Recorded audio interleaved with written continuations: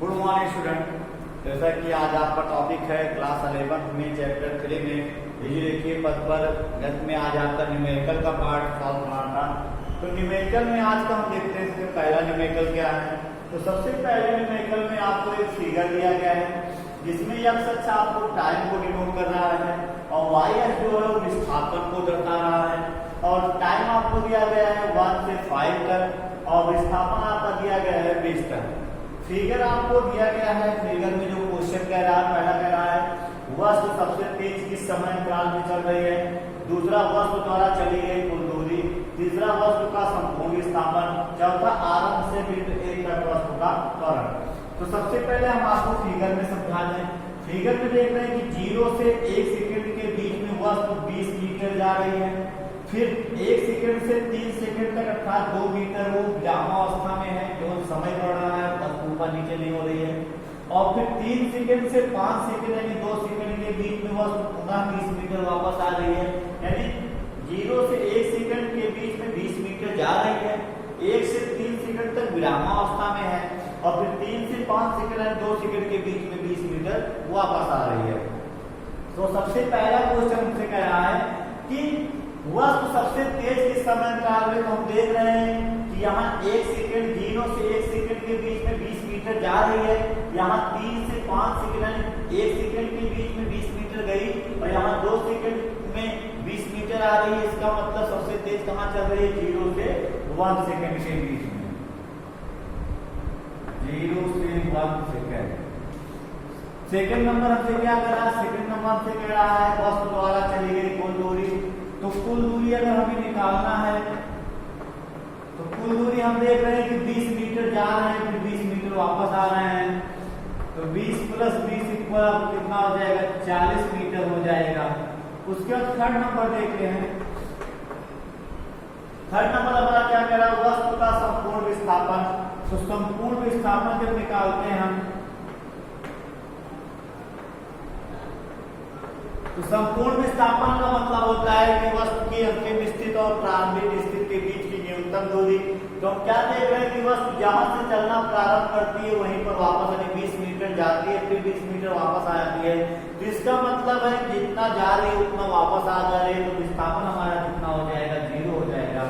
और 4 number question कह रहा है कि आरंभ से बिंदु A तक वस्तु का त्वरण। तो हम क्या देख रहे हैं कि चूंकि वस्तु का जो वेग है वो नियत है। नियत का मतलब है कि एक समान वेग से गतिमान है, क्योंकि सीधी रेखा हमेशा एक समान वेग को दर्शाती है और अगर वेग एक समान होता है तो उसमें त्वरण हमेशा 0 होता है। क्यों? क्योंकि हम जानते हैं कि वेग परिवर्तन की दर को ही त्वरण कहते हैं। अगर वेग परिवर्तन नहीं हो रहा है तो त्वरण हमेशा क्या होता है, वो 0 होता है। तो हमारा त्वरण यहाँ पर कितना हो जाएगा, तो हो जाएगा कि 0 से 1 सेकेंड के बीच में A बराबर हमारा कितना आ जाएगा, 0 आ जाएगा, क्योंकि 0 से 1 सेकंड के बीच में वेग परिवर्तन नहीं हो रहा है। अगर वेग परिवर्तन नहीं हो रहा है तो त्वरण हमेशा क्या होता है, आपका 0 होता है। ये आपका फर्स्ट नंबर क्वेश्चन था। अब सेकंड नंबर क्वेश्चन देखते हैं क्या कह रहा है।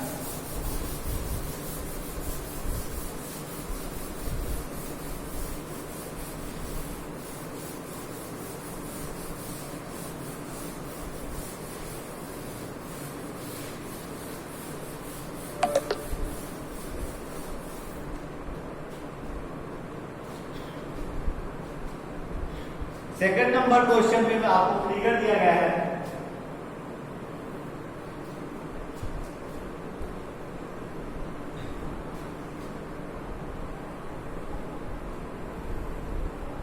आपका x अक्ष है, आपका y अक्ष है। y अक्ष जो है दूरी को दर्शा रहा है, वो भी किलोमीटर में, और x अक्ष जो है समय को दर्शा रहा है और घंटा में। मूल्य का आपको दिया गया है, समय दिया 5 और 40 यानी 1 2 3 4 5।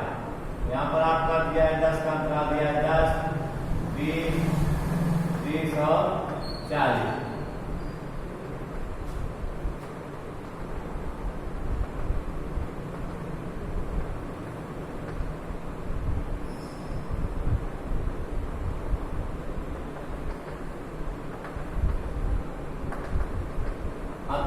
फिगर में क्या करा है, फिगर में आपको 0 से 2 तक 20 जा रहा है, आपका 0 से आपका इस प्रकार से फिगर दिया है।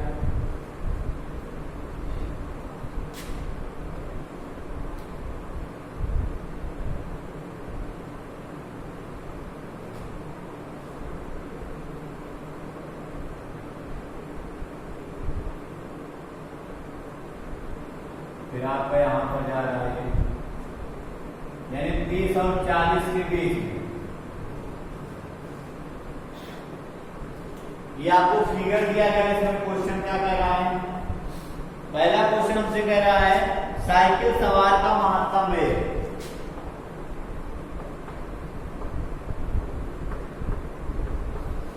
साइकिल सवार का महत्तम वेग। और सेकंड नंबर क्वेश्चन हमसे कह रहा है संपूर्ण यात्रा में साइकिल सवार की औसत चाल। संपूर्ण यात्रा में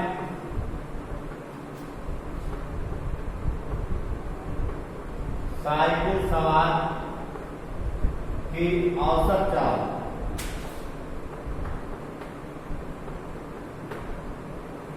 तो चलिए देखते हैं सबसे पहला क्वेश्चन।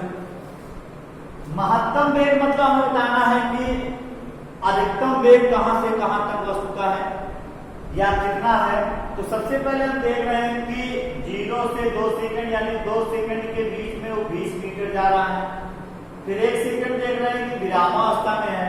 फिर अगले 2 सेकंड में वो 20 से जा रहा है 35, 20 और 40 के बीच में क्या होगा, 35 होगा।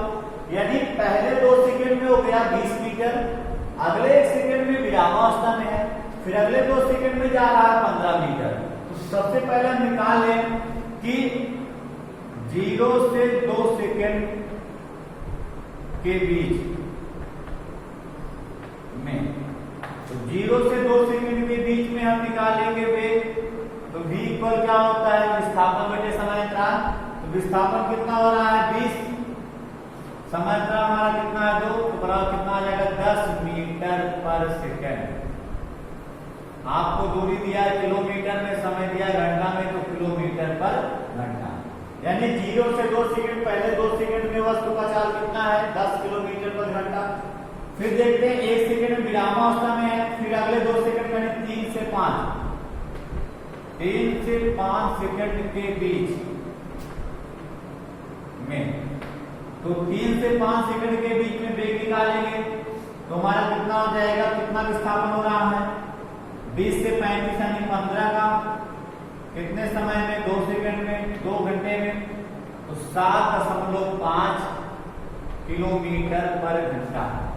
यानी पहले 2 सेकंड में वस्तु की चाल है 10 किलोमीटर पर घंटा, अगले 1 सेकंड में वस्तु विरामावस्था में है, फिर अगले 2 सेकंड में वस्तु की चाल कितना है 7.5 किलोमीटर प्रति घंटा। तो इसका मतलब महत्तम चाल निकाल लें तो महत्तम चाल हमारा कितना आ जाएगा, v मैक्स हमारा कितना आ जाएगा 10 किलोमीटर पर घंटा। यानी दोनों में महत्तम कौन है 10 किलोमीटर प्रति घंटा। सेकंड क्वेश्चन इसमें क्या कह रहा है, कह रहा है औसत चाल।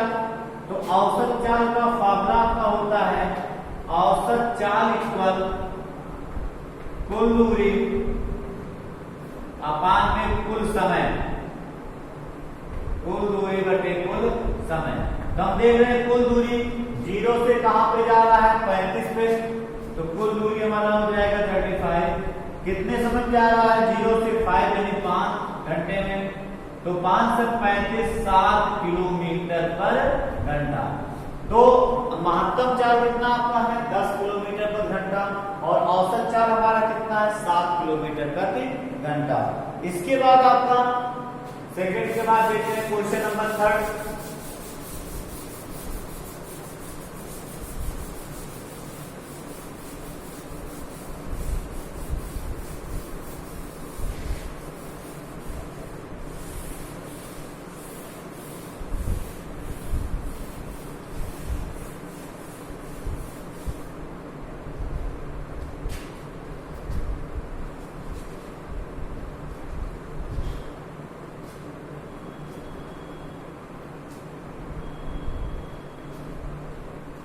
क्वेश्चन नंबर 3 क्या कह रहा है? क्वेश्चन नंबर 3 में आपको फिगर दिया गया है,